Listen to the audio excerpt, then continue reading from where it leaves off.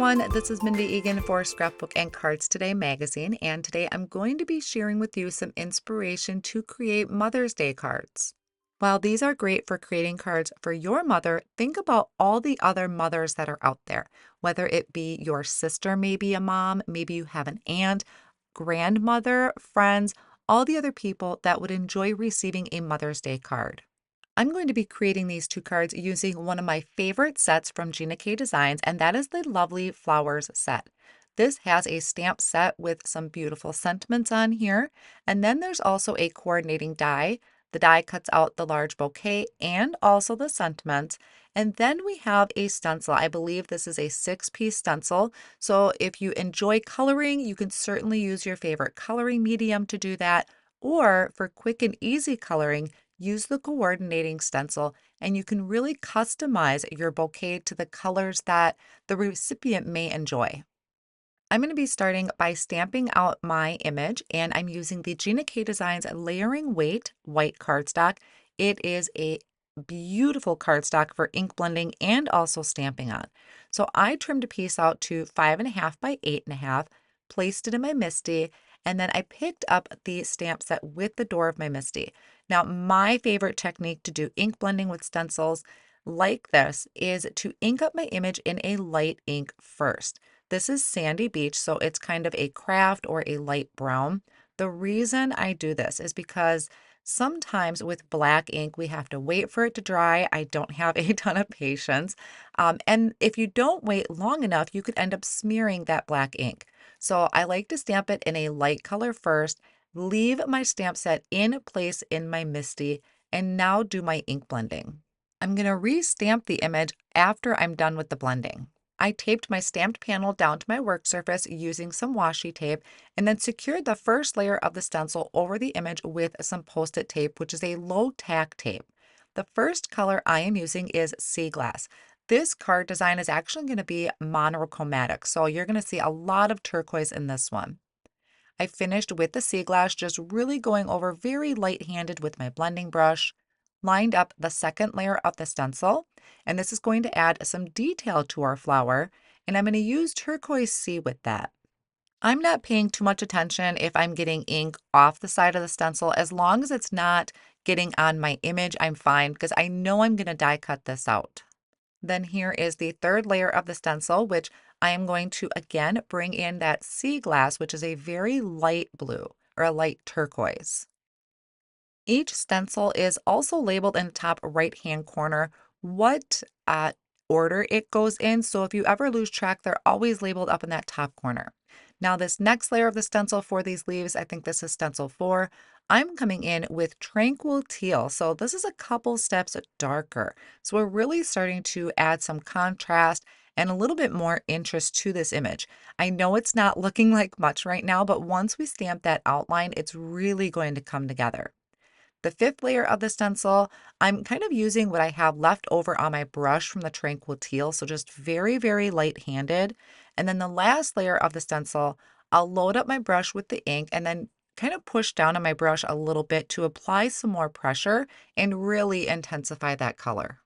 So now I can remove that last layer of the stencil and my washi tape, which the washi tape does rip my cardstock, but I'm not worried about that because I'll be die cutting that out. So now I'm moving on to my next floral image. This one I'm going to make kind of more brighter summery colors. I started with sweet corn off on the right hand side. Now that's the first layer of the stencil. And then I'm going to come in with bubblegum ink over on the left hand side. So still the first layer of the stencil. I'm just going to two-tone this flower a little bit. Before I had done any of this ink blending, I did clean my stencil off with some rubbing alcohol to wipe away all of that turquoise color. That first layer of the stencil is done. Now I'm bringing in the second layer again. I'm still going to use those same colors. This is sweet corn. I'm just applying a little bit more ink, kind of coming in a little heavier handed. And then again with the bubblegum pink. Now I did want to step it up just a little bit. So I'm going to bring in Passionate Pink. These are all inks from the Gina K Designs line. And I'm also going to use a detail blending brush. This really helps me control the area that I'm blending on. And I really only wanted that dark, dark color over on that left-hand side. The next layer for my leaves, I am going to start with some sea glass. I tried to use what was left over on my blending brush. Now, I have a brush dedicated to sea glass because I always really want that really light color. But once I start using turquoise sea and tranquil teal, I never really get that true light color. So I keep a brush just for turquoise sea. I did add a little bit more to it. I came in towards the center, or I guess the part of the leaf that's closer to the flower. I came in a little heavier handed with turquoise sea, just to kind of add that interest, but it didn't matter because this next layer of the stencil kind of covered that up. So this layer of the stencil that adds the details is turquoise sea. And then I'm bumping up that interest now with tranquil teal. Even though the stencils provide a beautiful layer or shadow layer to our leaves, I still like to try and bump it up a little bit on my own. Now this next layer for the leaves, I am bringing in apple mint, again, just really light-handed. And then the contrasting color I'm going to use for this, or for the last layer of the stencil, is going to be Lucky Clover. And what I did not realize was I pretty much created a rainbow card. I swear I didn't mean to. It seems to always sneak in to create a rainbow card. I'm just missing purple. I'm taking each of these panels and placing them back in my Misty tool, tucked down in that bottom right-hand corner, and I left my stamp in place, so everything is going to line up. I'm going to ink up my stamped image now with the black onyx ink. A huge tip I want to share with you when it comes to stamping is make sure your stamps are clean before you stamp, especially with something like this where you put all this work into it. I had some cases throughout the video that my stamps weren't clean and I had a little bit of lint or I had a dog hair kind of land mysteriously on my stamp and I had to restamp some sentiments. But this one, you just make sure that your stamps are clean before you stamp down your image. Now I'm going to use that coordinating die to die cut out both of these bouquets, and I do like to use at least 3 to 4 pieces of tape to hold that down because it is quite a large image. I'm using my Intricut die cut machine from Gina K Designs to die cut out my image. So this way I have my gray cutting mat on the bottom, place this so my die blades are facing down, and then the platform on the top, and I run that through. I'll show you another way you can do it. Either way is right. So here's that beautiful white outline or that border that I'm getting around my die cut image.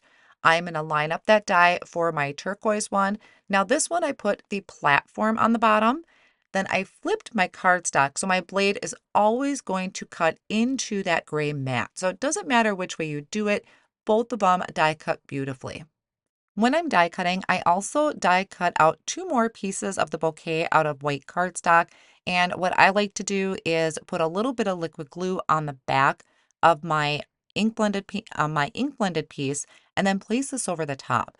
What this does is add just a little bit of lift to my die cut piece. So I may or may not need to add foam tape later on. Plus, it adds stability, especially with some of those finer areas. And I did that to both of them. So this is my colorful bouquet. And then I also have my monochromatic one that I'm going to be using. I'm going to start by putting together the card for the monochromatic. I have a piece of sea glass cardstock here in my Misty tool, and I'm using the background stamp Close Knit Background. I'm inking that up with the sea glass ink. Now, because this is a clear stamp, it's pretty brand new. I haven't used it a lot. You really need to condition these. So whether it is maybe inking it up with Versamark or rubbing your hand over it, but you certainly want to make sure these are really nice and conditioned. It's going to be a lot easier to stamp your background. Here, mine is new. I stamped it probably about 2 to 3 times before I got a pretty good impression. I'm going to use a die from the Master Layouts 1 die set. I really love the beveled edge that the dies provide. You can certainly just trim the panel down using your paper trimmer, but there's something about that nice clean edge that the Master Layouts provide. Now here is a look at what I'm planning on doing with this card front. I have an oval die cut from white cardstock using the Master Layouts 9 die set, and then I'm going to bring in a sentiment off of the Fancy Phrases stamp and die set. I stamped Sending Hugs in black onyx ink, and I'm going to stamp it twice. This was one I probably stamped it about 4 times on different scrap pieces of cardstock because it was dirty. I hadn't cleaned it, or just a little bit of lint or something fell on it. So Especially with these fine letters like that, you really want to make sure your stamps are clean. And I like to do that with a tidy towel. And again, I die cut out 2 more pieces from white cardstock so I could layer that sentiment together. To start assembling this card, I trimmed down another piece of sea glass cardstock that was cut to a little bit smaller of a size than what my main panel is going to be, and I'm layering that together with the Gina K Designs dot runner.